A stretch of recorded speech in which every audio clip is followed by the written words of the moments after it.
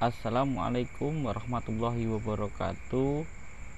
Rekan-rekan mahasiswa dan sahabat-sahabat semuanya, para pemirsa yang soleh dan solehah.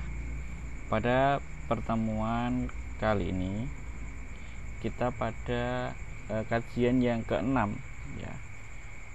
Di dalam kajian kita di fikih siasah tentang konsep-konsep penting dalam sejarah pemerintahan Islam ya, terkait istilah-istilah imam, khalifah, imamah, kemudian imarah ya, kemudian ahlu hal wal aqd, kemudian wizarah, kemudian juga ada baiat. Sebelum kita lanjutkan, saya berharap ya, kondisi teman-teman semuanya dalam kondisi sehat walafiat, tidak ada suatu halangan apapun untuk kita selalu belajar, walaupun ya dengan keterbatasan karena virus ya corona atau COVID-19. Tapi saya harapkan intinya adalah tetap semangat, tetap belajar ya dengan segala media yang ada pada saat ini. Oke, langsung saja kita pada mengenalkan pada istilah-istilah penting ya, dalam sejarah lembaga pemerintahan muslim ya, atau konsep-konsep penting dalam sejarah pemerintahan Islam. Kita klik. Agak lama loadingnya.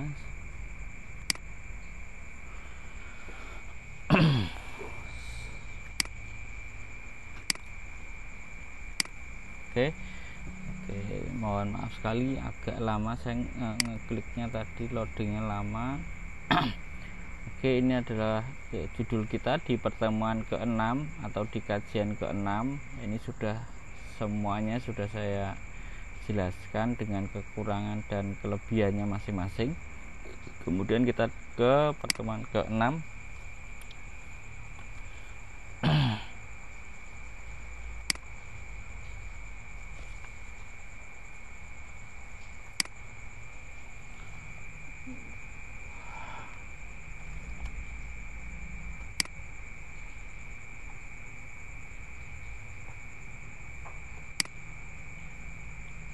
Sebentar, agak lama ini loadingnya.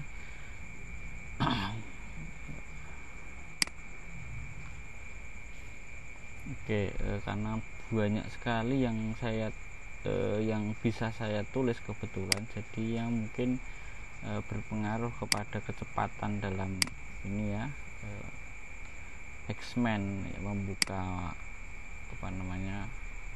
filenya di sini.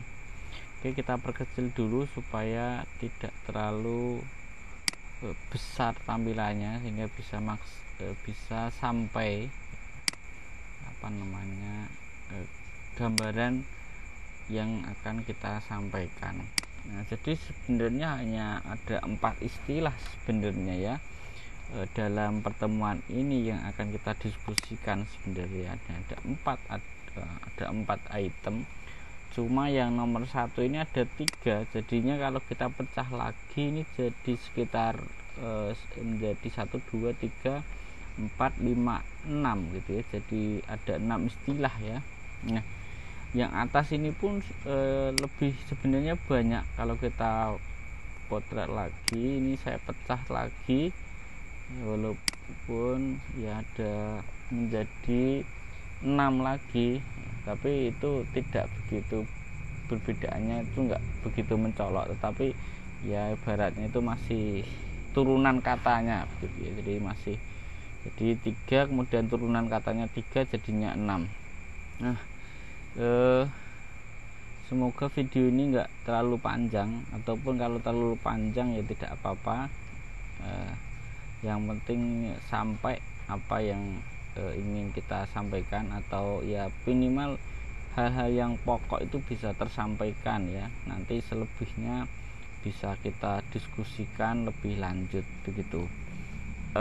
kita setiap term itu sebenarnya hanya ada dua ya, ada maknanya dan kemudian juga ada telaah historisnya. Jadi ada maknanya. Jadi begini saja, mudah sebenarnya cara memahaminya. Jadi setiap istilah ini itu ada maknanya dan ada sejarahnya, begitu kira-kira. Karena kita belajar fikih fikih siasah gitu ya, itu tidak, kita harus juga mempelajari istilahnya dan bagaimana ya istilah-istilah itu dimaknai pada zamannya atau pada sejarahnya atau pada konteksnya masing-masing begitu. Nah, setiap ini itu ada dua, ada maknanya ada dua. Jadi ada makna ya, saya usahakan itu makna secara bahasa atau kemudian makna secara istilah. Kemudian istilah itu bagaimana penggunaannya secara historis. Jadi begitu aja. Jadi ada setiap istilah di sini itu hanya ada makna dan ya historisnya atau sejarahnya, kata-kata itu muncul itu bagaimana di dalam sejarah, maksudnya apa begitu ya. Nah, kita ke sini. Nah, yang pertama kita mengenal istilah khilafah, imamah dan imarah ya. Saya tidak tahu sejauh mana atau seberapa sering ya teman-teman atau rekan-rekan mahasiswa itu mendengar kata-kata ini, baik khilafah, imamah atau imarah. Saya tidak tahu apakah pernah mendengar sebelumnya, kemudian apakah paham maksud dari kata-kata ini begitu. Rekan-rekan mahasiswa yang berbahagia, sebenarnya kata-kata ini kalau kita perhatikan terutama dalam mungkin politik Islam terutama dan dalam isu-isu yang terkini tentang kenegaraan itu, tiga hal ini tidak asing kita temukan ya, terutama dalam kelompok-kelompok Islam ya tertentu. Nah, dalam wacana fikih siasah itu ada kata imamah dan ada kata khilafah ya. Keduanya sebenarnya sama, mengidentifikasi atau menunjukkan pengertian kepada kepemimpinan tertinggi dalam negara Islam ya. Perbedaannya itu kalau imamah itu memang lebih digunakan oleh kaum Syiah ya. Sedangkan khilafah itu memang lebih populer ya di kalangan kalau imamah itu lebih populer Syiah di kalangan Syiah, kalau khilafah itu memang lebih populer di kalangan Sunni ya. Hanya saja terdapat perbedaan mendasar antara kedua aliran ini dalam memahami konsep imamah. Nah, kelompok Syiah itu memandang bahwa imamah tadi sebagai prinsip ajaran agama di kalangan Syiah ya. Sebagaimana yang saya jelaskan di pertemuan sebelumnya, di sana ada konsep-konsep imamah dan dari imam itu kemudian perbedaan mengaku imam itu kemudian menjadi perpecahan di dalam kelompok Syiah itu sudah ada di video sebelumnya. Nah, sedangkan kelompok Sunni itu tidak tidak memandang demikian, artinya tidak memandang bahwa imamah itu bagian dari prinsip ajaran agama Islam ya, gitu. Nah, meskipun begitu memang di kelompok Sunni juga menggunakan terminologi imamah ya, untuk pembahasan tentang khilafah ya, sebagaimana di dalam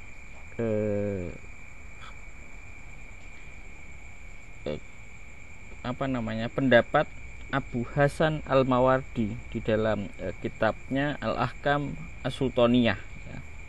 Nah, di antara pemikir Sunni modern juga ada yang menggunakan terminologi al-imamah al-usmah ya untuk pengertian ini, seperti yang tertulis dalam kitab Abdul Qadir al-Audah di dalam kitab al-Islam wa audauna asyasah, dan di dalam kitab al-khilafah atau al-imamah al-usma yang ditulis oleh Rasyid Ridho. Nah, itu sekilas ya tentang sudah masuk historis sebenarnya. Jadi di sini secara otomatis saya belajar tentang historis, dan di sini historisnya tidak saya tulis ya, karena mungkin daripada banyak sekali tulisannya, maka saya jelaskan begini saja biar teman-teman juga bisa mencatat apa yang perlu, karena sebagian itu memang sudah ada di video sebelumnya begitu. Nah, kata khilafah atau khulafa yang berarti seseorang yang menggantikan orang lain sebagai penggantinya ya, seperti Musa ya, berkata kepada saudaranya Harun, gantikanlah aku dalam memimpin kaumku, atau Al-Quran ya. Nah, jadi ini adalah khalifah itu, khilafah itu diartikan sebagai pemimpin gitu ya. Nah, nanti bisa dilihat itu di surat Al-A'raf ayat 142 ya, di sana ada kata khilafah gitu ya, atau kita cek dulu di sini ya.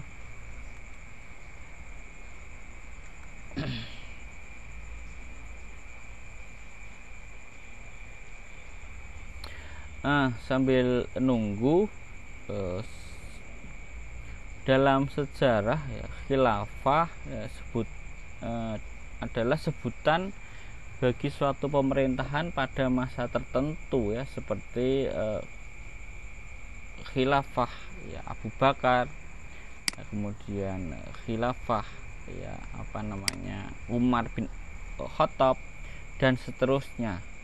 Nah, itu semua digunakan ya untuk ya melaksanakan ya wewenang yang diamankan kepada mereka. Kita cek dulu di sini ada enggak ini Quranku ya. Kalau enggak ada berarti kita enggak bisa mencoba ini ya. Hilang, sepertinya hilang, tidak bisa saya klik Quran Inward saya, mungkin hilang karena suatu hal ya kan ya, nggak tahu, mungkin lama nggak saya pakai kemudian hilang sendiri atau bagaimana. Kita kembali ke sini saja, nanti teman-teman buka saja di Quran ya, surat Al-A'raf ayat 142 ya, itu makna khilafah secara bahasa di sana diartikan sebagai pengganti begitu intinya. Nah, di sini ada, kita klik saja. Oke. Dan sangat banyak sekali jika memang jika saya jelaskan satu-satu ini. Jadi secara bahasa itu memang artinya pengganti. Kemudian memang seperti saya sebutkan tadi, sebutan untuk masa pemerintahan khalifah ya, seperti tadi khilaf Abu Bakar, Umar, dan lain sebagainya ya. Kemudian yang ketiga, makna khilafah secara bahasa adalah pemerintahan atau institusi pemerintahan dalam sejarah Islam. Ini ya, ini juga arti dari khilafah ya. Nah, jadi begitu. Yang berikutnya, arti khilafah secara istilah ada beberapa yang saya tangkap di sini. Menurut Ibnu Khaldun ya, ada di sini diartikan bahwa khilafah adalah tanggung jawab yang diberikan oleh peraturan syariat ya, untuk mewujudkan kemaslahatan dunia bagi umat untuk merujuk kepadanya gitu ya. Ini saya benarkan sekalian. Yang kedua, menurut Rasyid Ridho, bahwa khilafah adalah suatu pemerintahan untuk menegakkan agama Islam dan urusan dunia. Nah, itu pengertian dari khilafah.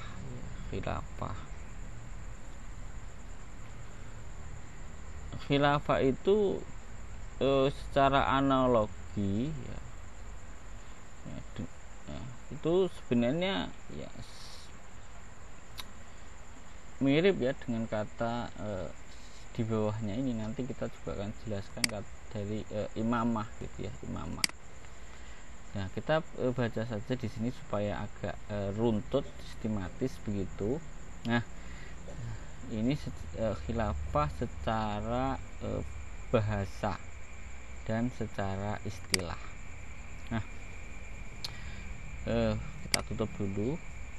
Dan tadi kemunculan kata khilafah itu memang sudah ada ya ketika Abu Bakar menjadi pengganti Rasulullah Shallallahu Alaihi Wasallam. Ya, kita akan ke bawahnya dulu supaya agak jelas. Kemudian ada kata khalifah. Nah, kalau khalifah itu artinya apa? Kalau khalifah itu artinya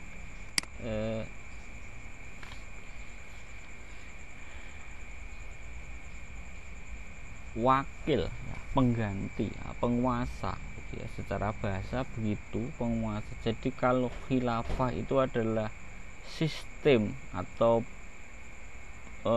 sebutan ya bagi pemerintahan tertentu, sedangkan kalau orangnya yang memimpin atau penguasanya dan semisal dengan itu, maka disebut sebagai khalifah.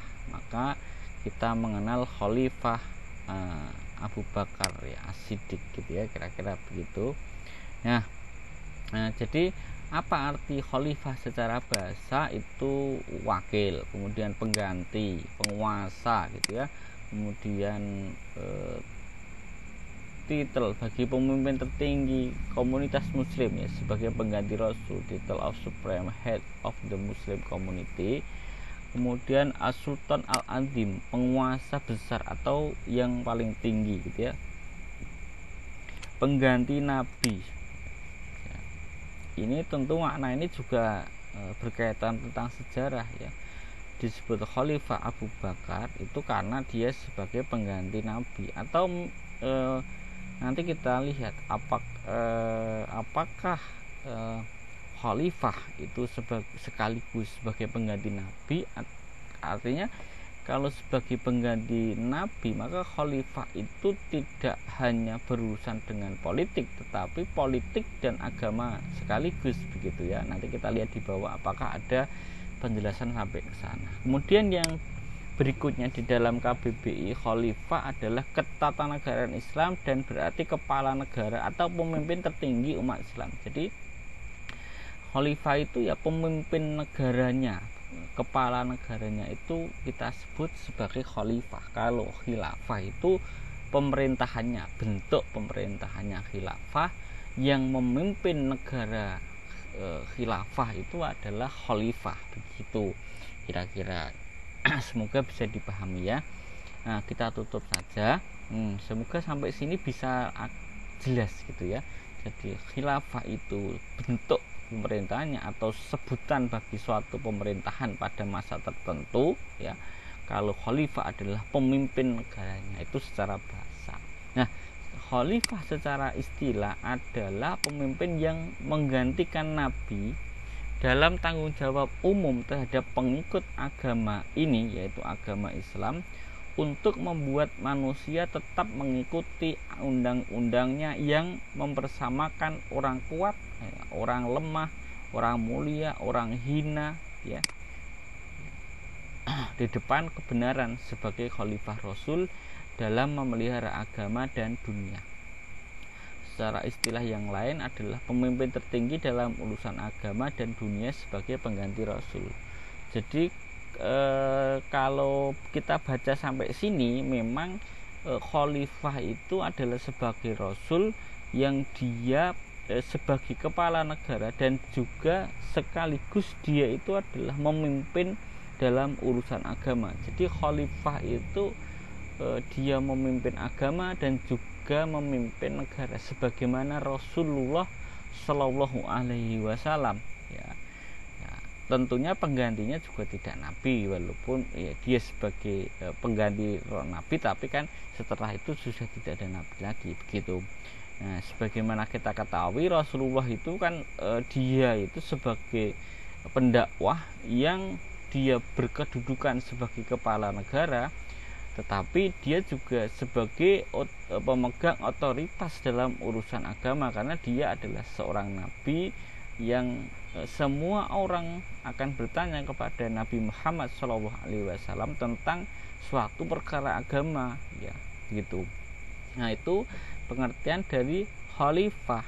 Maka ketika kita menyebut khalifah Abu Bakar, khalifah Umar dan lain sebagainya, itu artinya bahwa Abu Bakar itu di sana berperan sebagai kepala negara dan sekaligus sebagai pemegang urusan agama gitu. Begitu pula kepada Umar, kemudian Utsman, kemudian Ali, ya mereka berfungsi untuk mengurusi negara dan sekaligus mengurusi perkara-perkara agama ya. Maka kalau kita baca sejarah-sejarah mereka tentang Khulafaur Rasyidin, maka fungsi mereka adalah menggantikan kepemimpinan umat Islam ya. Fungsi mereka adalah untuk menggantikan kepemimpinan Nabi sebagai pemimpin agama, sebagai pemimpin politik ya, atau sebagai dan juga sebagai pemimpin politik atau juga sebagai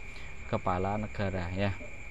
Nah, maka ketika kita baca lagi, maka ada konsep al-Islam ad-din wa daulah ya. Islam itu adalah agama dan negara ya. Ungkapan yang menekankan pada Islam totalitas, yaitu Islam yang meliputi segala aspek kehidupan manusia gitu ya. Ini adalah pengertian dari khalifah itu ya.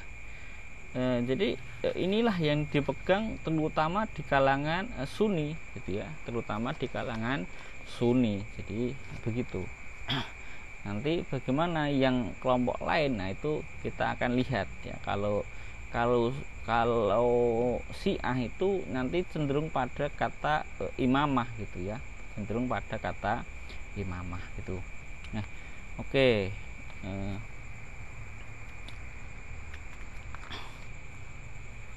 Maka kalau kita bicara dalam khalifah, maka kita juga bisa mendapatkan istilah-istilah ya wakil Tuhan, bahwa khalifah itu adalah sebagai wakil Tuhan gitu ya. Kenapa begitu ya? Kita tidak berlebihan dari pemikiran ya, kan kita tadi dari awal mengatakan bahwa khalifah itu memang identik dengan Sunni ya. Maka kemudian kalau dia berfungsi untuk mengatur urusan agama dan juga sekaligus mengatur urusan dunia, maka kan kemudian mereka ada yang berpendapat itu sampai seperti wakil Tuhan begitu ya. Kenapa? Karena dia memiliki kekuasaan untuk mengatur urusan agama dan sekaligus urusan politik ya. Karena negara di sini adalah tentunya ketika pengertian khalifah seperti itu adalah negara didasarkan pada prinsip mengakui kedaulatan Tuhan ya, kapasitas Nabi Muhammad SAW yang tadi sudah tergantikan karena adanya khalifah tadi ya, menetapkan ya musyawarah serta kedaulatan yang sesungguhnya itu berada pada kekuasaan Tuhan begitu ya. Nah, karena kedaulatan itu ya yang kuat tentunya sesungguhnya berada pada Tuhan gitu. Nah, begitu kira-kira makna dari khalifah. Jadi itu tadi khilafah dan khalifah. Jadi khilafah adalah sebagai sebuah bentuk pemerintahan, khalifah itu lebih kita artikan pada pemimpin ya, dengan segala kalimatnya tadi ya. Oke. Yang berikutnya kita pada makna historisnya otomatis ya nanti akan kita bicarakan setelah kata imamah, karena kata khalifah, khilafah dan imamah ini dua hal yang saling berkaitan satu dengan yang lainnya, maka ini kan saya jadikan satu tema. Nah, kita ke makna dari kata imamah dan imam gitu. Kata imamah kita artikan secara bahasa dan kita artikan secara istilah. Nah, imamah itu artinya yang bisa saya catat di sini adalah keimanan atau pemerintahan gitu ya. Nah, kata imam ini sebenarnya kata yang sering kita dengar ya, karena ketika kita sholat itu kita mendengar imam gitu ya. Kata imam itu kan di depan dan dia menjadi pemimpin. Kalau imam sholat berarti dia memimpin sholat. Nah, kata imamah itu berarti apa? Berarti keimanan ya, kepemimpinan, pemerintahan ya. Dan dengan kata imaroh, ya, imaroh itu juga ada nanti di sini, imam dan imaroh. Imaroh itu apa? Ya, imaroh itu sebutan untuk jabatan amir dalam suatu negara kecil yang berdaulat untuk ya melaksanakan pemerintahan oleh seorang amir. Jadi nanti juga ada amir di sini kan. Nah, ini di bawah itu amir, imaroh dan amir. Nah, begitu.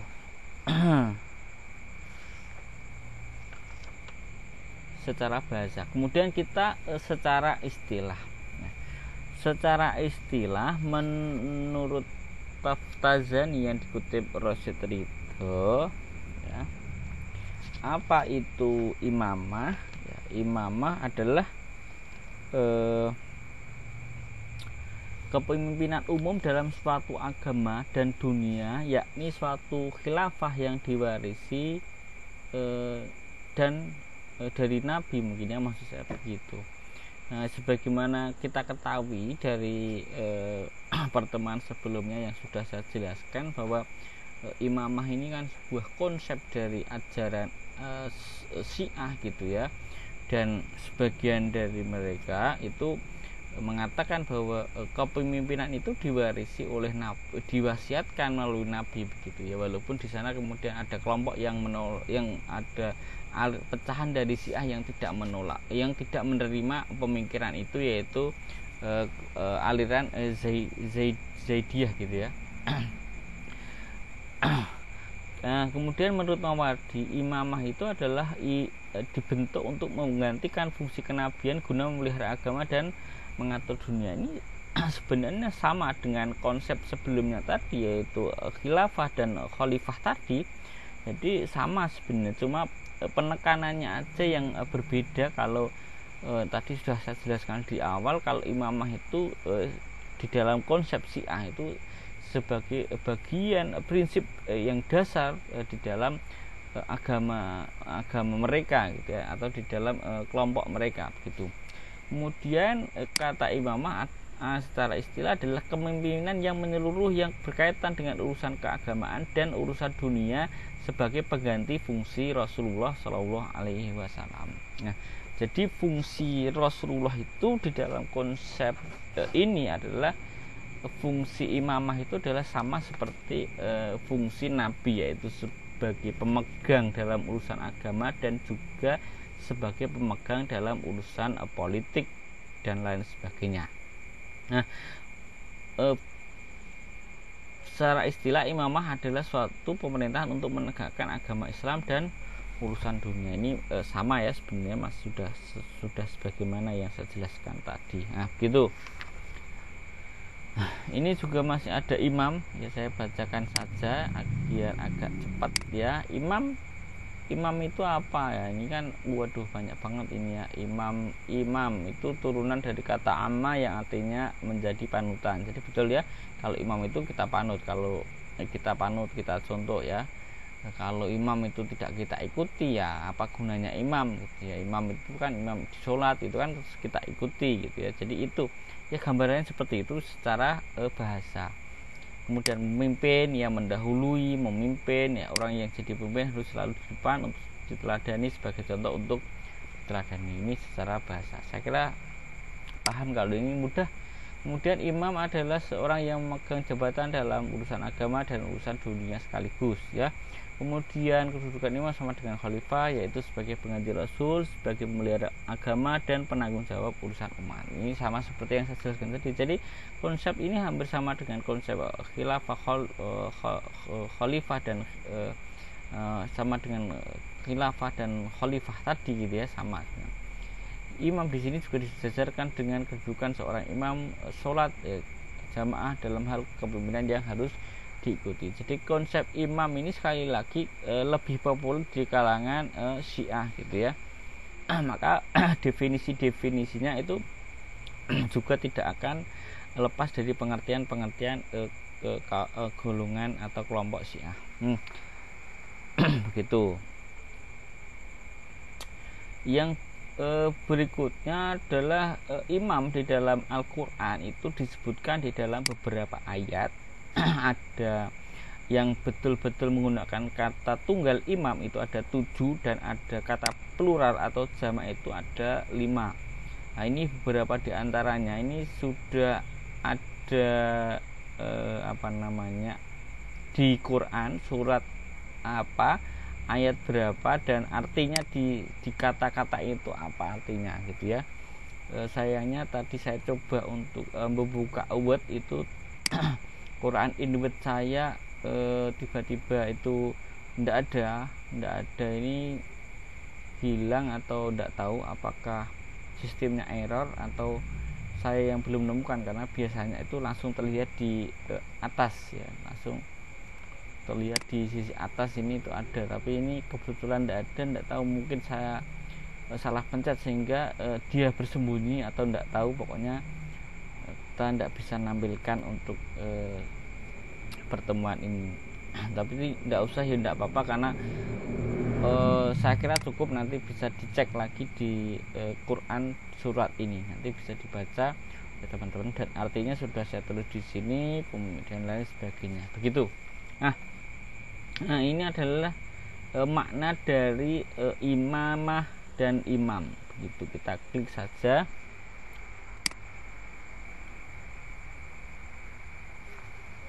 Yang berikutnya adalah tentang makna imarah dan amir. Nah, imarah dan amir maknanya apa? Kita secara imarah sendiri, amir sendiri ya secara bahasa. Ya, secara bahasa imarah artinya sebutan untuk jabatan amir dalam suatu negara yang berdaulat untuk melaksanakan seorang amir oleh seorang amir. Secara istilah, imarah adalah suatu pemerintahan untuk menegakkan agama Islam dan urusan dunia. Oke, itu imarah. Jadi imarah itu adalah suatu pemerintahan untuk menegakkan agama Islam dan urusan dunia. Nah, sedangkan amir itu apa? Amir itu ya yang memimpin. Jadi kalau imarah itu suatu bentuk pemerintahan, maka amir itu adalah diturunkan dari kata amiro, berarti pemimpin, qaid atau zaim, yang memerintah, komandan, kepala dan raja ya. Kalau di Indonesia ya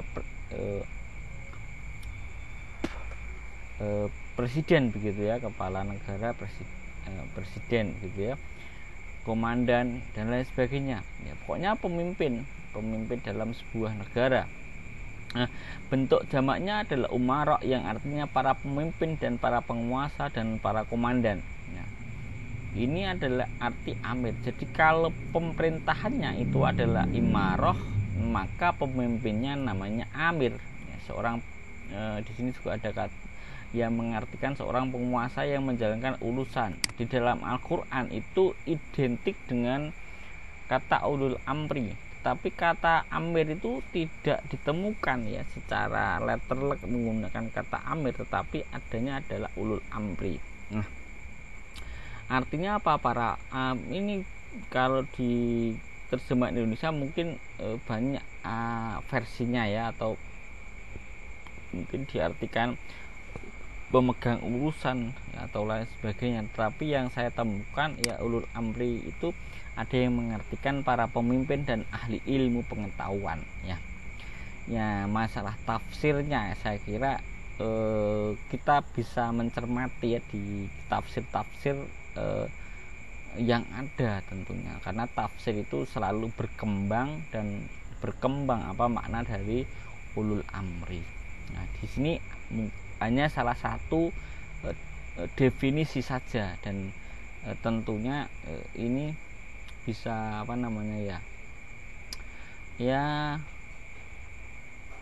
bisa menjadi referensi saja, tidak harus seperti ini artinya begitu. Kemudian dalam hadis ada kata amir sebanyak 40 kali dan bentuk umarok kurang lebih 24 kali, digunakan untuk menggambarkan pentingnya peranan pemimpin dalam kehidupan masyarakat, dan pemimpin harus benar-benar memperjuangkan kepentingan rakyat gitu ya. Nah, ini adalah dalam hadis ya.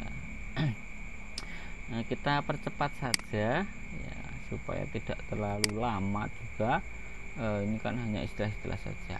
Secara historis kata imam lebih populer di kalangan Syiah, sebagaimana yang saya jelaskan dari awal ya. Kata imam adalah sebagai sebuah keyakinan yang sangat sakral, bahkan bagian dari prinsip ajaran di kalangan Syiah gitu ya. Kemudian kalau ini imam itu apakah maksum atau tidak, imam itu memiliki spiritual yang bagaimana, ini sebenarnya sudah kita apakah melalui wasiat itu sudah kita kita diskusikan ya di pertemuan beberapa ya, saya lupa pertemuan keberapa, di video sebelumnya saya kira itu sudah kita jelaskan. Ini jelas sekali perbedaan. Ada satu golongan yang ada satu aliran yang berbeda di Syiah, itu kelompok Zaidiyah ya kalau tidak salah itu. Nah, nanti teman-teman cek lagi apakah dengan wasiat atau tidak, tapi memang pada umumnya kelompok Syiah itu mereka berkeyakinan bahwa imam itu pada level maksum, dan mereka meyakini bahwa imam itu diperoleh dari wasiat begitu.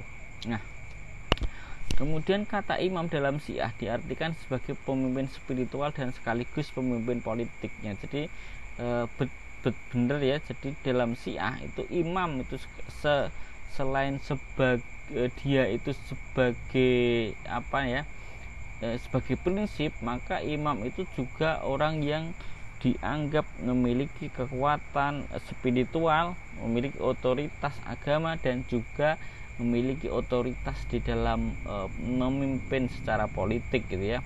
Nah, kemudian yang berikutnya di kalangan Sunni digunakan pada masa Khalifah Abbasiyah. Nah, jadi sebenarnya kata Sunni dan imam itu sebenarnya tidak selalu digunakan ya. Jadi kata imam itu tidak kemudian kata imam itu tidak anti kepada Sunni, tidak. Jadi kelompok Sunni sebenarnya pada waktu-waktu tertentu seperti pada masa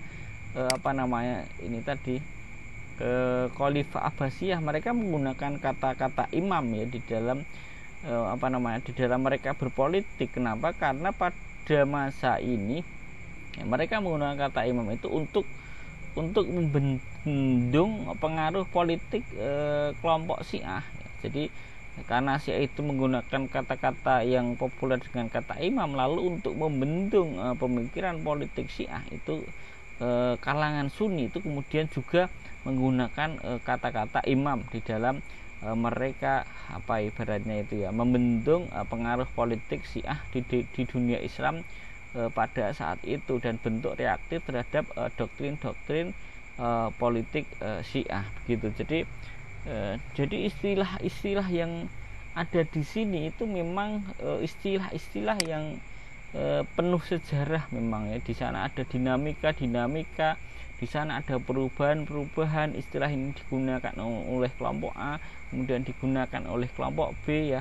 Jadi begitu. Tapi kelompok A dengan kelompok B mungkin saja berbeda cara memahaminya tadi, gitu ya, antara khalifah, imamah dan imarah dan amir tadi, gitu.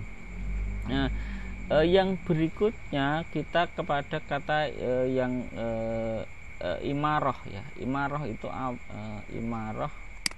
imarah itu adalah tadi sudah ya. Sudah, ini sudah semua, jadi kita tutup saja. Jadi sudah kita jelaskan semuanya. Kita pada definisi yang kedua, yaitu ahlul al-hal wal aqd ya.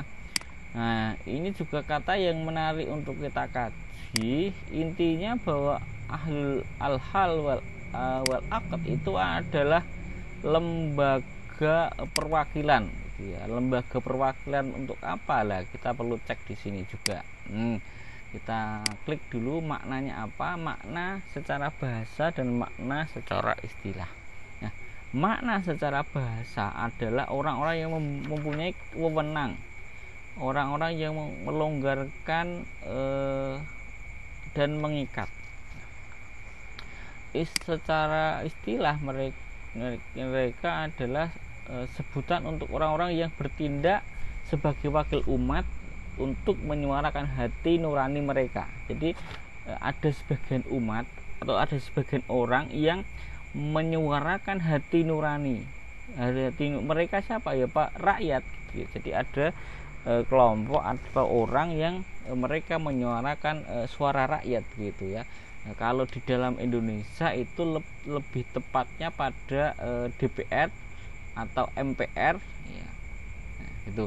Ya, tapi masalah apakah mereka menyuarakan hati rakyat itu permasalahan beda lagi. Tetapi fungsinya itu ya sama seperti itu. Ya, sama, untuk mereka berfungsi untuk menyuarakan rakyat, berfungsi untuk mewakili rakyat gitu. Nah, kemudian secara istilah disebut juga ahlul al-ikhtiyar atau golongan yang berhak memilih gitu. Ini adalah definisi dari ahl wal kita klik dulu di sini apa penjelasannya. Oke, jadi peranan golongan ini sangat penting untuk memilih salah seorang di antara ahlul al-imanat, golongan yang berhak dipilih untuk menjadi khalifah. Nah, jadi al-hal wal aqd ini dia berfungsi untuk musyawarah, untuk mewakili rakyat. Untuk apa? Itu salah satunya adalah untuk memilih ya, siapa kepala negara, siapa pemimpin umat gitu ya. Ini adalah, jadi begitu. Jadi ahlul al-hal wal aqd itu adalah orang tertentu yang dia berfungsi untuk memilih orang tertentu sebagai kepala negara ya. Sejarah ini bisa kita cek misalkan di dalam pemilihan Abu Bakar As-Siddiq sebagai khalifah pengganti Rasulullah SAW. Di sana ada beberapa orang yang mewakili rakyatnya, lalu kemudian diangkatlah Abu Bakar As-Siddiq ya, walaupun di sana terdapat sejarah yang pro kontra terhadap pengangkatan Abu Bakar. Nah, ini sekali lagi ini adalah sejarah yang sebenarnya sudah kita sampaikan. Di situlah titik mula ada istilah al-hal wal aqd. Nah, kita cek di sejarahnya, bagaimana sejarahnya. Nah, sejarah al-hal wal aqd itu satu, istilah ini muncul dikala didasarkan pada sistem pemilihan 4 khalifah pertama yang dilaksanakan para tokoh sahabat yang mewakili 2 golongan, yaitu Ansor dan Muhajirin. Nah, mereka ini bertindak sebagai umat sebagaimana saya jelaskan tadi, walaupun pemilihan ini sangat spontan atas dasar kelangsungan keutuhan umat Islam. Jadi ketika Nabi Muhammad SAW itu wafat, kan ada 2 golongan ini yang berseteru dan umat itu juga bingung, lalu kemudian mereka bermusyawarah, mereka sebagai ahlun al-hal wal aqd tadi untuk memilih pemimpin mereka pengganti Rasulullah Shallallahu Alaihi Wasallam. Yang berikutnya adalah merupakan bentuk suatu lembaga pemilih. Jadi mereka ini berfungsi untuk memilih gitu ya. Memilih apa gitu ya? Memilih orang-orang yang berkedudukan sebagai wakil rakyat, dan salah satu tugasnya adalah memilih khalifah ya, memilih apa? Memilih kepala negara. Ya, adanya kecenderungan pada Islam generasi pertama dalam perspektif ulama fikih bahwa sistem pemilihan khalifah atau kepala negara adalah secara tidak langsung atau melalui perwakilan. Jadi intinya adalah pada awal Islam ya, sebagaimana saya jelaskan tadi, di mana ketika Rasulullah itu wafat, tidak mungkin dia rakyat itu memimpin bermusyawarah semuanya ya, maka kemudian hanya beberapa orang saja yang bermusyawarah. Nah, lembaga itulah yang kita sebut sebagai ahlun al-hal wal aqd gitu ya. Kalau di Indonesia sebagaimana saya jelaskan tadi, itu mirip seperti MPR ya, sebelum adanya pemilihan langsung ya, baik presiden, DPR, DPD ataupun pilkada gitu. Nah, dulu MPR itu kan salah satu fungsinya dulu ya, sebelum adanya amandemen adalah berfungsi untuk memilih kepala negara ya. Melalui mereka kepala negara itu kemudian dipilih, siapakah kepala negara atau presiden ya kalau kita di Indonesia. Nah, ini secara historis. Lalu berikutnya secara historis adalah orang yang mendapatkan kepercayaan sebagai wakil rakyat yang masih abstrak. Artinya konsep ahlun al-hal wal aqd itu masih banyak yang mempertanyakan siapakah sebenarnya mereka itu yang berhak untuk mewakili begitu ya di dalam urusan memilih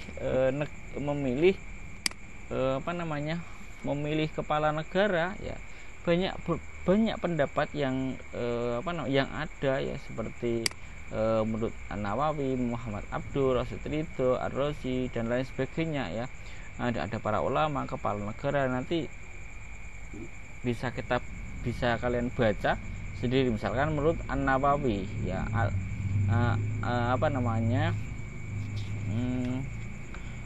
ahlul hal wal aqd itu adalah para ulama ya, para kepala, para pemuka masyarakat ya. Sedangkan menurut Muhammad Abdul adalah ya, mereka ini orang-orang muslim ya, mereka adalah para amir, para hakim, para ulama, para pemimpin militer, dan semua penguasa dan pemimpin yang dijadikan rujukan oleh umat dalam kebutuhan dan kemaslahatan publik. Nah, dan lain sebagainya. Di sini ada 1, 2, 3, 4 pendapat ya. Ar-Razi ini hanya ada 2, yaitu para pemimpin dan para penguasa. Sedangkan menurut Rasid itu ahlul hal wal aqd adalah para ulama, para pemimpin militer, para pemimpin pekerja ya, para pemimpin perusahaan, para pemimpin partai politik, para tokoh wartawan. Ini menurut mereka versinya masing-masing. Artinya apa? Siapa yang berhak menjadi al-hal wal aqd itu intinya adalah terdiri dari beberapa kelompok sosial yang memiliki profesi dan keahlian yang berbeda, baik dari birokrat pemerintahan maupun tidak ya.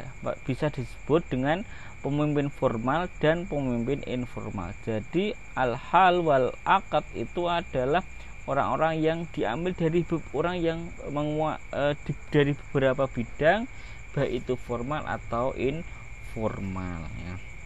Nah, begitu tentang ahlul hal wal aqd. Nah, gitu. Itu adalah penjelasan tentang ahlul wal aqd dalam konsep keindonesiaan ya. Kita tentunya ada beberapa perkembangan ya dalam konteks Indonesia. Misalkan dalam pemilihan pemimpin, kalau dulu itu kita diwakilkan di dalam lembaga perwakilan rakyat, sekarang kemudian kita berkembang menjadi negara yang kemudian bisa memilih kepala negaranya itu secara langsung gitu. Sebenarnya kata ahlul wal ahal itu menjadi sesuatu suatu diskusi yang penting ya, karena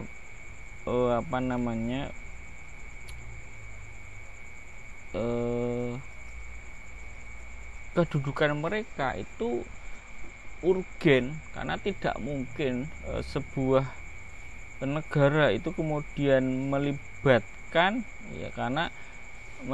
rakyatnya dalam segala urusannya. Maka penting untuk mengadakan atau adanya kelompok al-hal wal aqd ya. Kenapa mereka penting? Karena satu, rakyat itu tidak bisa secara keseluruhan itu dilibatkan untuk dimintai pendapatnya dalam menentukan kebijakan pemerintahan ya, dan pembentukan undang-undang. Itu tidak mungkin. Lalu yang kedua ya, rakyat secara individual tidak mungkin dikumpulkan ya untuk melakukan musyawarah di suatu tempat, apalagi di antara mereka pasti ada yang tidak mempunyai pandangan yang tajam dan tidak mempunyai kemampuan berpikir kritis gitu ya. Nggak mungkin ya, apalagi di Indonesia, mengumpulkan seluruh warga Indonesia untuk rapat dan musyawarah, itu nggak mungkin seperti itu gitu. Kemudian yang berikutnya adalah musyawarah hanya bisa dilakukan ketika pesertanya dengan jumlah yang terbatas.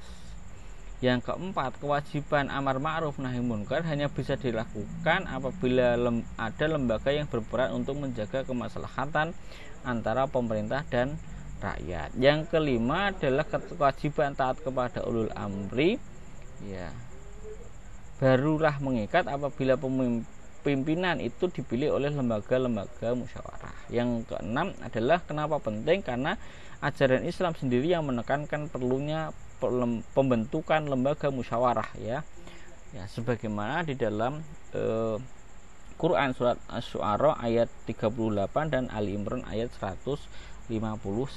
Jadi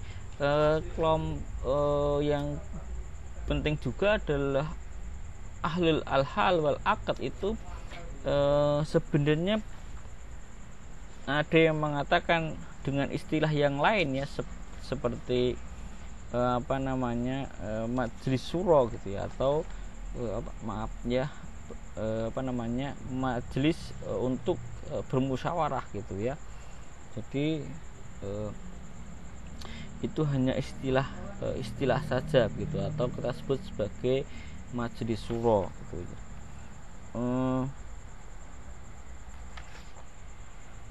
Dalam sejarah Islam ya, lembaga ahlul al-hal wal aqd itu pertama kali ya, dibentuk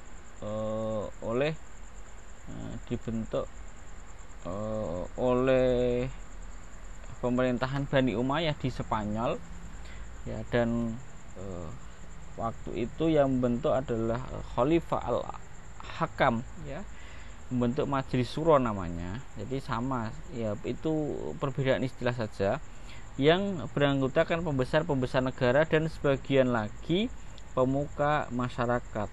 Kedudukan majelis syuro ini berfungsi setingkat dengan pemerintahan. Jadi lembaga negara yang di dalamnya itu mewakili rakyat begitu. Sebenarnya sudah ada seperti DPR itu di zaman 961 sampai 976 Masehi.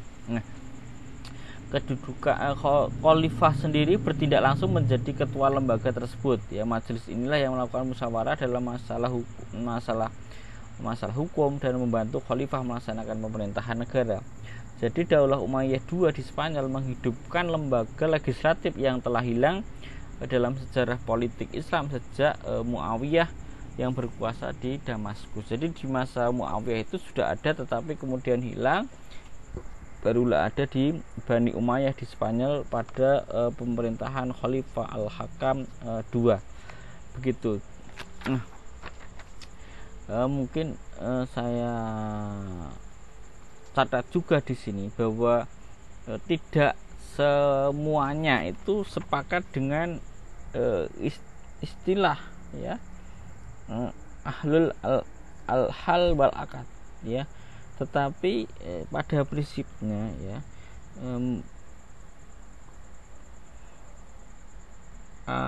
lembaga ini itu adalah lembaga penting ya, dan mungkin kalaupun itu tidak sepakat, itu bukan berarti tidak sepakat secara totalitas begitu, tetapi mungkin hanya pada teknis-teknisnya saja ya. Misalkan ahlul al-hal wal akad itu kemudian diangkat oleh pemimpin negara ya. Maka dalam kondisi seperti ini lembaga tersebut kemudian tidak bisa independen ya, tidak bisa independen. Kenapa? Karena yang mengangkat adalah seorang khalifah ya, mengangkat khalifah itu sendiri ya. Kalau khalifah membentuk mengangkat ahlul al-hal wal akad ya, nanti kan fungsi pengawasannya itu kemudian tidak berjalan baik ya. Kecuali kalau al-hal wal akad itu ya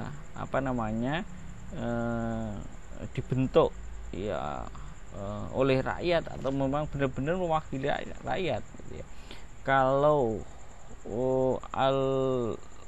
ahlul al-hal wal akad itu dibentuk oleh pemimpin, oleh khalifah, kepala negara, maka lembaga tentu tidak berfungsi ya lembaga kontrol ya terhadap negara ya. Tidak ada kontrol ya, negara itu tidak ada kontrol juga, tidak ada kontrol perwakilan rakyat tersebut itu kepada kepala negaranya ya, terhadap kekuasaan negara. Maka Syekh Utsaimin itu kemudian dia lebih sepakat dengan istilah lain seperti konsep teori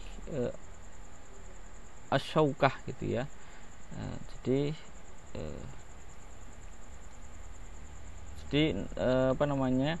rakyat itu menentukan kepala negaranya dan bisa menyalurkan aspirasinya gitu ya di dalam kepada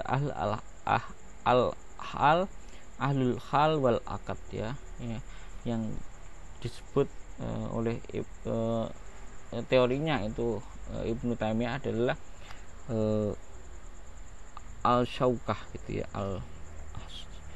Itu adalah pengembangan dari teori ahlul hal wal akad itu kira-kira begitu. Jadi orang siapa itu tadi kan Ibnu Taimiyah mengatakan asy-syaukah gitu, ahlul asy-syaukah adalah orang-orang yang berasal dari berbagai kalangan dan berbagai profesi dan mempunyai kewenangan terhormat di masyarakat. Jadi kalau al-hal wal akad tadi itu menurut Ibnu Taimiyah itu tidak pas kalau itu dipilih oleh kepala negara, karena tidak ada kontrol kekuasaan di sana. Tetapi kalau ahlul hal wal akad tadi itu dipilih dari berbagai kalangan, dari berbagai profesi dan mempunyai kedudukan yang terhormat di masyarakat, mereka bisa mengontrol kepemimpinan suatu negara atau bisa mengontrol negara itu dengan baik begitu. Nah, ini adalah bentuk hal yang mungkin dianggap menurut Ibnu Taimiyah itu kurang pas, karena kalau menggunakan istilah ahlul akal dalam konteks tadi yang memilih adalah pemimpin negara. Itu saya kira bentuk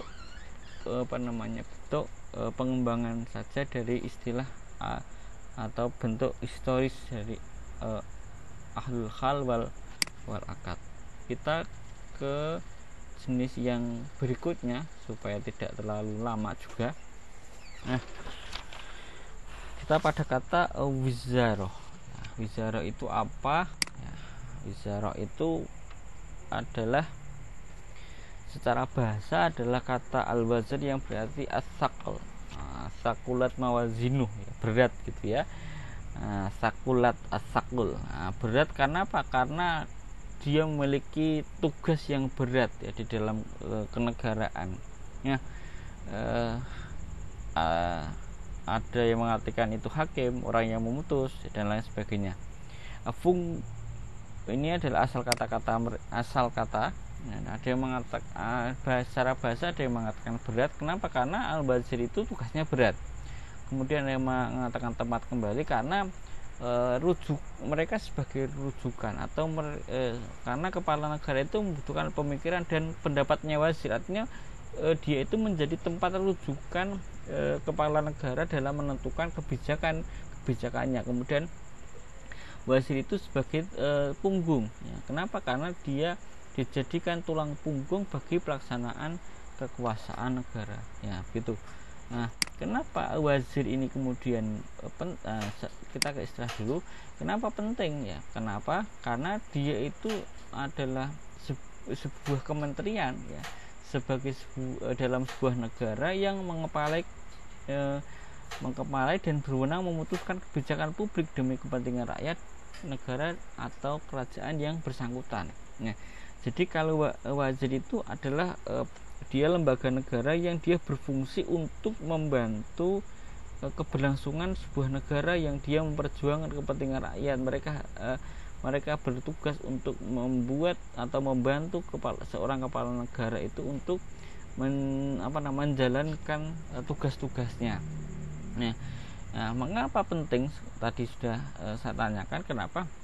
Karena tidak mungkin ya suatu kepala negara itu bisa menjalankan tugasnya, menjalankan fungsinya dengan baik tanpa dibantu oleh al-wazir ini ya. Kalau kita ya mungkin kalau di dalam konsep Indonesia itu ada menteri gitu ya. Menteri itu apa kita bisa sebut al-wazir ya, itu nanti dulu. Tapi kalau kita lihat dari pengertian ini ya, wazir itu sebagai orang yang yang membantu presiden, membantu kepala negara, maka tugas menteri juga demikian adalah membantu seorang presiden itu dalam menyelesaikan tugas-tugas negara, bagaimana ekonominya, kesehatannya, politiknya, hukumnya dan sebagainya, yaitu tidak mungkin dijalankan oleh seorang kepala negara, atau kalau dalam konteks Indonesia adalah tidak mungkin itu semua dijalankan oleh presiden tentu. Nah, presiden kemudian mengangkat menteri-menteri yang dianggap kompeten, yang dianggap bisa untuk membantu tugas-tugasnya. Itu seperti itu kira-kira al-wizaro atau wazir itu. Nah, kemudian tangan kanan kepala negara dalam mengurus pemerintahan, jelas ya. Nah, kemudian yang berikutnya adalah tentang historis ya. Historis wizaro itu kita baca dulu di dalam Quran surat Furqan ya, di dalam Quran surat Furqan ayat 35. Di sana dikatakan bahwa dan jadikan saudaranya waja'al namahu akhahu Haruna waziro ya. Di situ ada kata waziro. Kata waziro di situ adalah sebagai pembantu ya dalam menghadapi Fir'aun. Jadi wazir itu dalam hal ini diartikan sebagai pembantu Harun ya dalam menghadapi Fir'aun. Nah, wizara ini juga bukan sesuatu yang baru ya, dan terdapat pada pemerintahan Islam dan terdapat pada pemerintahan Islam saja. Ya, wizara telah ada sejak zaman pra-Islam. Jadi sudah ada sebelumnya. Wizara ini dikenal jauh pada Mesir, pada masa Mesir kuno, Bani Israel dan Persia kuno. Jadi tidak hanya di Islam saja, begitu maksud saya mungkin. Nah, di dalam sejarah Islam ya, pengertian wazir itu sebagai pembantu dapat dilihat dari peran yang dimainkan oleh Abu Bakar dalam membantu tugas-tugas kerasulan dan kenegaraan Nabi Muhammad Shallallahu Alaihi Wasallam.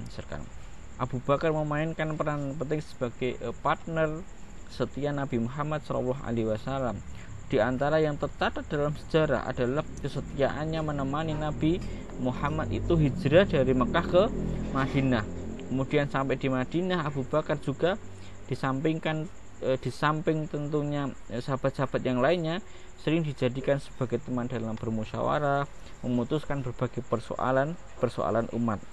Nah, Abu Bakar juga mendampingi Rasulullah SAW hingga kemudian Abu Bakar itu menjadi pengganti imam ketika Rasulullah SAW itu sakit dan tidak bisa mengimami sholat jamaah.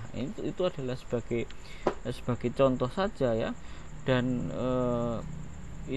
tentunya kalau kita lihat lagi, misalkan peran Umar ya, juga dimain peran Umar bin Khattab ya, ketika Abu Bakar itu menggantikan kedudukan Nabi Muhammad SAW.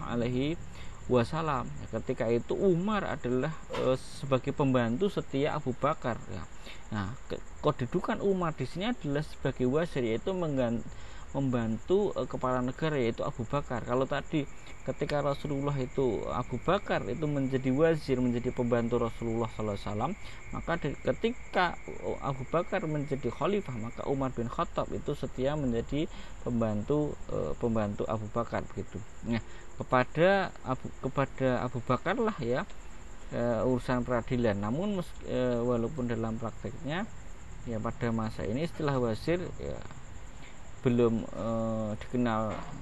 lagi dikenal gitu ya. Jadi namun ya begitulah, secara sejarahnya itu ada ada pembantu, ada wazir di setiap pemerintahan, walaupun mungkin pada waktu itu tidak menggunakan kata wazir itu. Jadi itu adalah makna yang sama, yang sebenarnya ada di dalam praktek, tetapi mungkin saja istilah-istilah yang demikian itu tidak mesti digunakan atau tidak mesti berkembang di zaman itu. Nah, itu adalah wizarah. Kemudian kita ke baiat ya. Ini adalah yang terakhir, saya kira makna baiat itu juga sering kata baiat itu sering kita dengar sebenarnya ya, berasal dari kata ba'a yang berarti adalah menjual ya, tetapi kemudian berkembang artinya menjadi perjanjian, janji setia, atau saling berjanji dan setia.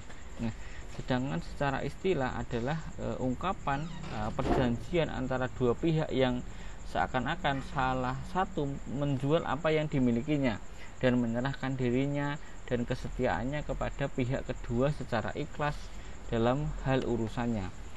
Kemudian yang berikutnya adalah terdapat penyerahan hak dan pernyataan ketaatan dan kewajiban pihak pertama secara sukarela kepada pihak ketiga. Nah, istilah baiat itu mirip ya dengan istilah kontrak sosial di dalam ilmu politik ya.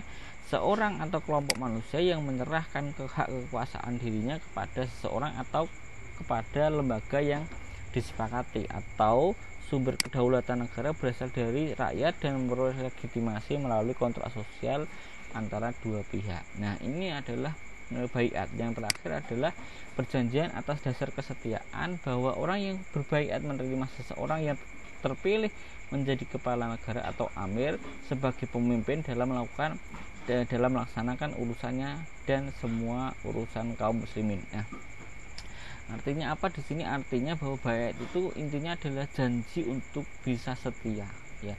Setia terhadap siapa? Setia terhadap pemimpinnya, setia terhadap imamnya, setia terhadap ya negaranya, itu adalah setia terhadap agamanya ya. Jadi begitu, tergantung kepada siapa dia berbaiat. Jadi janji kesetiaan terhadap sebuah institusi, terhadap lembaga, atau bahkan janji kesetiaan terhadap seseorang, itu istilah bahasa. Kalau karena konteks kita adalah konteks fikih siyasah, maka baiat yang kita maksud adalah tentunya kepada kepala negara atau amir, atau kepada imam yang memimpin dalam urusan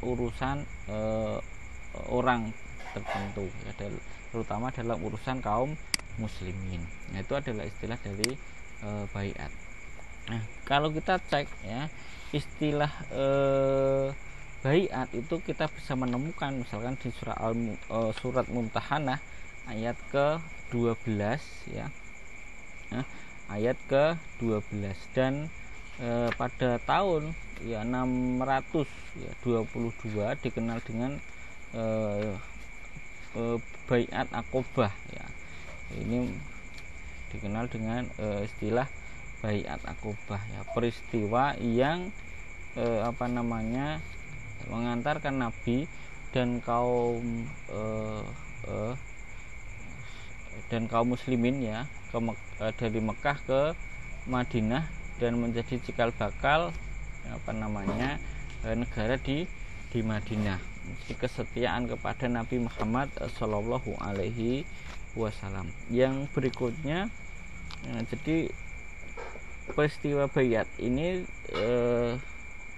Baiat Aqobah yang kedua ya 622 itu ya, suatu peristiwa yang mengantarkan Nabi dan kaum muslimin Mekah hijrah ke Madinah dan menjadi cikal bakal terbentuknya komunitas muslim dan negara di Madinah ya. Peristiwa inilah yang kemudian dijadikan oleh para yuris Sunni sebagai salah satu prinsip dari prinsip-prinsip umum teori pemikiran politik mereka dalam kaitannya dengan pengangkatan khalifah. Nah, begitu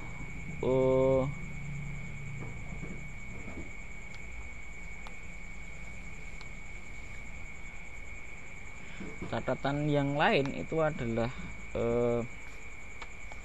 paradigma pemikiran ulama menjadikan baiat ya sebagai salah satu prinsip dalam melegitimasi kepala negara yang terpilih didasarkan pada peristiwa baiat yang terjadi dalam sejarah pada masa Nabi dan sahabat. Jadi istilah baiat ini dimunculkan memang dari paradigma para ulama ya, dalam membaca bahwa di sana di dalam sejarah di masa Nabi dan sahabat itu ada baiat ya. Maka kemudian kita bisa mengecek misalkan sekelompok penduduk Madinah itu berbaiat kepada Nabi ketika beliau hendak hijrah ke kota itu, yaitu ke Madinah ya. Kaum muslimin yang menyertai Nabi dalam perjalanan ke Mekah untuk umrah pada tahun 6 Hijriah berbaiat kepada beliau di bawah pohon ya, dan itu disebutkan di dalam Quran surat Fat ayat ke-18 ya, sebelum perjanjian Hudaibiyah ya. Penduduk Mekah juga melaksanakan baiat kepada Nabi ketika kota itu ditaklukkan ya. Demikian juga para sahabat ya, pasca Nabi yang mereka baiat kepada Abu Bakar, mereka baiat kepada Umar, mereka baiat kepada Utsman, dan mereka baiat kepada Ali setelah mereka terpilih menjadi khalifah. Nah, berbagai fakta-fakta itulah yang menunjukkan ya bahwa adanya praktek kontak sosial yang telah dilakukan oleh umat Islam di generasi pertama. Ya, barulah kemudian pada beberapa abad hal itu kemudian diteorikan oleh Mawardi misalkan pada abad ke-11 ya, sedangkan di Eropa ya kontrak sosial baru itu baru muncul untuk pertama kalinya pada abad ke-16 ya. Sayangnya benih kontak sosial atau baiat tadi itu ya kalau dalam bahasa kita tidak ditumbuh kembangkan oleh para yudis muslim ya, agar ia menjadi teori yang mapan ya, tidak pula dipraktikkan oleh para penguasa muslim untuk memperoleh kedaulatan negara dan legitimasinya bersumber dari rakyat. Sebab yang mereka praktekkan adalah sistem monarki dan dikatakan kedaulatan khalifah diperoleh dari Allah Subhanahu wa ta'ala. Para yudis muslim pun ya, sebagian terjebak ya dalam sistem yang ada dengan memberikan justifikasi kepadanya ya. Begitu ya tentang tema kita pada pertemuan ke-6 ya, cukup panjang memang, tetapi semoga bisa memberikan prinsip-prinsip, setidaknya prinsip-prinsip dasar yang itu saya harapkan bisa dikembangkan teman-teman mahasiswa di Fakultas Syariah begitu. Dan semoga dengan pembuka saya tadi yang cukup pendek sebenarnya, karena banyak hal yang sebenarnya perlu kita perbincangkan, tetapi karena waktu saya kira cukuplah untuk menjadi dasar kita semua untuk bisa memahami dan bisa mengkritisi lebih lanjut tentang istilah-istilah di dalam pemerintahan Islam atau konsep-konsep penting dalam sejarah pemerintahan Islam. Saya kira demikian. Semoga bermanfaat kepada kita semua. Tetap sehat, tetap semangat, tetap belajar. Terima kasih semuanya. Wassalamualaikum warahmatullahi wabarakatuh.